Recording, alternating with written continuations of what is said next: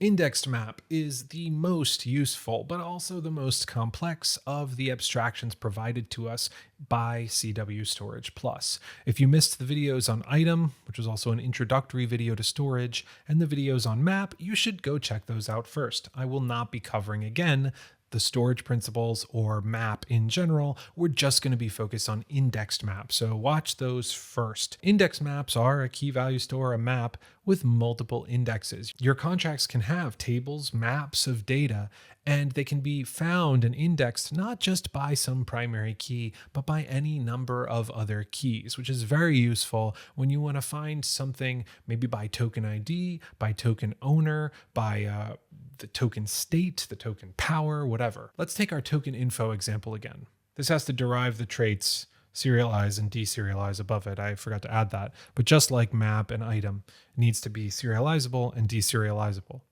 And so we're going to keep this type. Normally, though, we can only look up one of these items, one of these token infos, by the key. So token 1, token 2, token 3, and so on.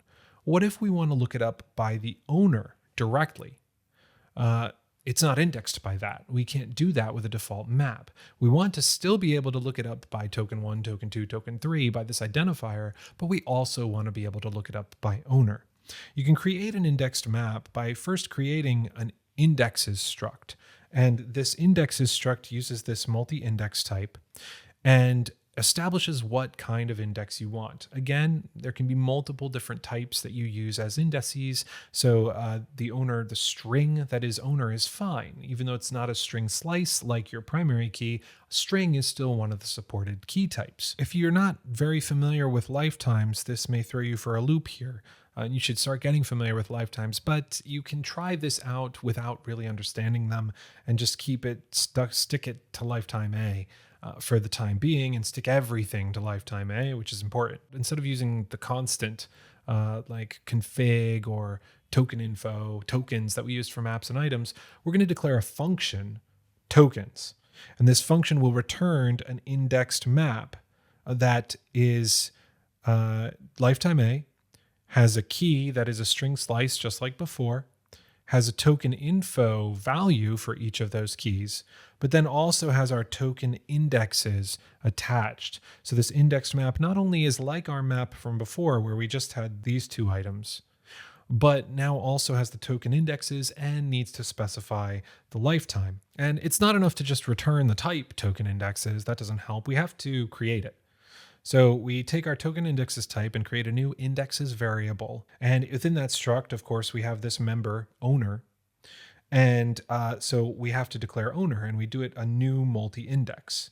Now, what are the items for our new multi-index? There's an index function. You can calculate the index. It doesn't have to be something that's directly stored.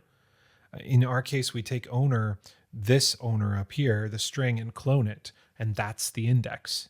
But you could perform some other manipulations on it here since this is a closure. Whatever the indexing function is that you use here, you use this closure, and that determines how the index works. And then the primary key namespace, which we're used to from map and even from item, it's just tokens. That's where our entire structure lives. But then also the index namespace here. And you'll define an index namespace. This is convention. And now I know it feels a little boilerplatey, but you'll take this and make some changes depending on what kind of indexing function you want and what you're indexing by. And then you just return your new indexed map, which is located at tokens. It's a new index map located at that location, and it has the indexes attached as its token indexes. But there's more. Learn is brought to you completely free because of our great sponsors. Neutron, enabling developers to build breakthrough applications and onboard users from anywhere. Osmosis, the premier decentralized crypto exchange, and Obi, the smart new standard for asset management. If you want to become a smart contract developer through this lesson and others like it, head to heretolearn.xyz for uninterrupted course videos, coding exercises, and feedback directly from experts in the industry.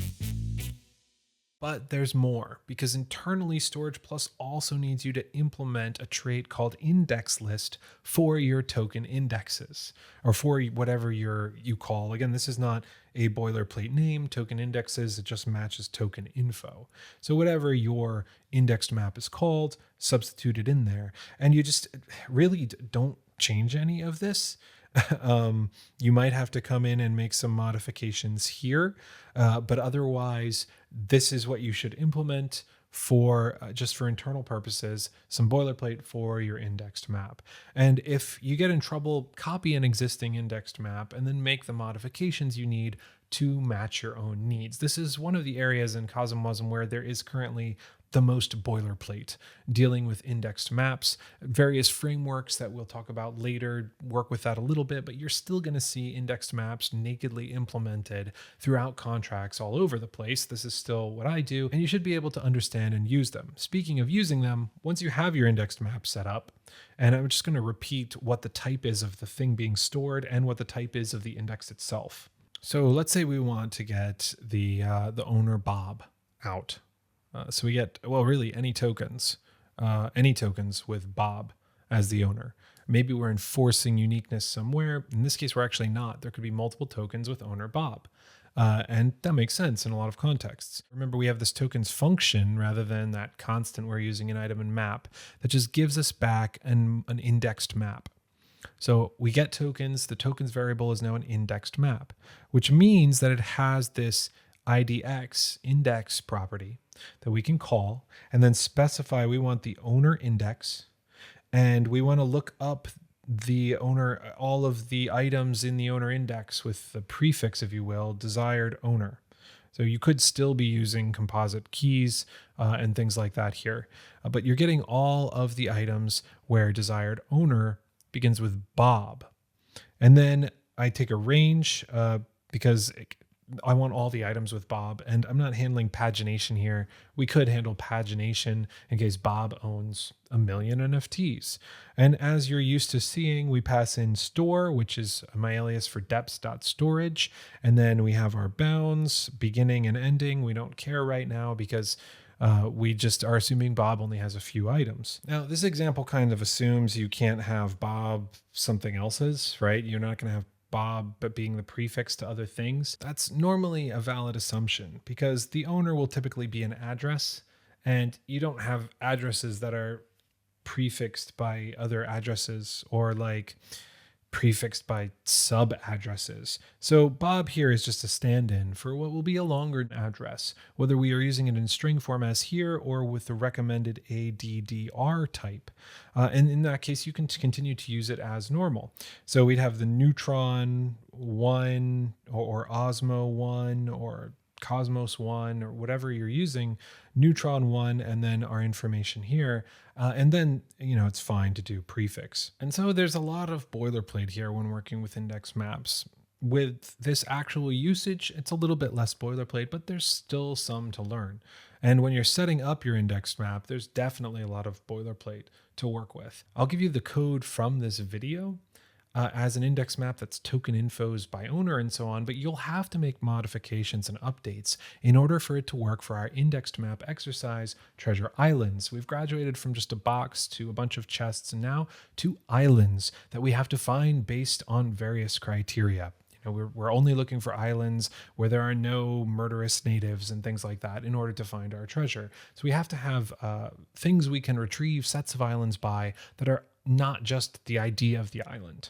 And so you'll have multiple indexes to work with in order to get the Treasure Islands exercise done. I definitely recommend you do that. If you haven't done the item and map exercise, you might want to do both of those first. Item will help you get comfortable with just generally working with CosmWasm storage, and map will help you get comfortable working with this key value setup with maps. And so before you get to index maps and start working on the big kahuna, the most complicated abstraction in CosmWasm storage, but also the most useful, I recommend you do those. You can also go to heretolearn.xyz/storage if you're not already there. Find the CosmWasm book, find references and links to other materials, as well as quizzes and exercises to help you on your journey to being a CosmWasm smart contract engineer. Treasure Islands is a rather involved exercise, so set aside some good time for it and good luck.